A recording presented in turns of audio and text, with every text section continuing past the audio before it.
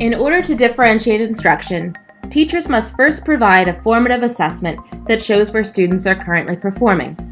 The quickest and easiest way to do that is through a test quiz or green puzzle piece in Schoology. In order for us to get the type of immediate feedback that we want for this to work well, we will only be able to use objective question types that auto-grade. These question types include true, false, multiple choice, ordering, fill in the blank, and matching. We will not be able to use short answer. Here is a test quiz that I have made up on the SAMR model. The first question is a true-false question. I typed a statement in the box, scrolled down, and selected that the correct answer here is false. That's all I needed to do for this question. My next question is multiple choice. I typed in my question and my answer choices and indicated on the right-hand side which answer was correct. My third question was an ordering question. I typed my answers in the correct order. The answer choices, however, will be shuffled when students see it. Now this next step is very important when I have a question with multiple answers. I want to select Allow Partial Credit. For an ordering question, I want to keep my minimum continuous sequence at 2, which means that as long as my students get 2 of these in the correct order, they'll still get some credit for the question. This is a really important step in ensuring that I get accurate formative data. My next question is a fill-in-the-blank question. Here in the box, I typed up a sentence of text. Anywhere that I wanted there to be a blank, I typed in an underscore. Underscores then create blanks for me to fill in down below with the correct answer option. Again, since there are multiple answers involved in this question, I want to select the Allow Partial Credit box so that I get accurate formative data. For a fill-in-the-blank question type, I also like for there to be a word bank for my students to choose from. And if I want to add some extra challenge, I can include filler words in my word bank that aren't actually the correct answer. My last question is a matching question. For this question type, I type the directions up in the box, and then I type the answer choices and the questions alongside one another. These will shuffle when it comes time for the kid to take the quiz.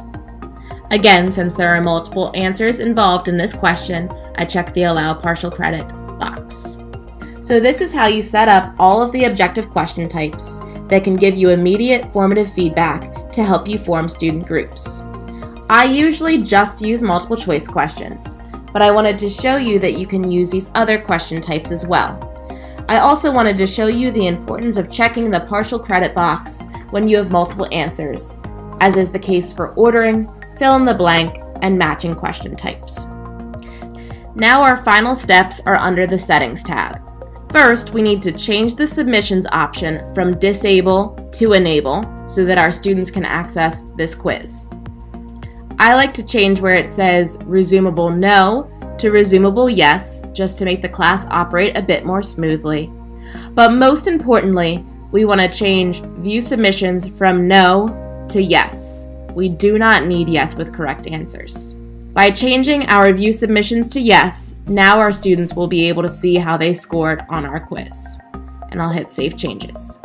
If I go to my Results tab at the top, I'll see that most of my students haven't completed this quiz yet, but that one student, Katie Galgano, has. And I'll see that she scored a 3 out of 5. This is the important information that I needed.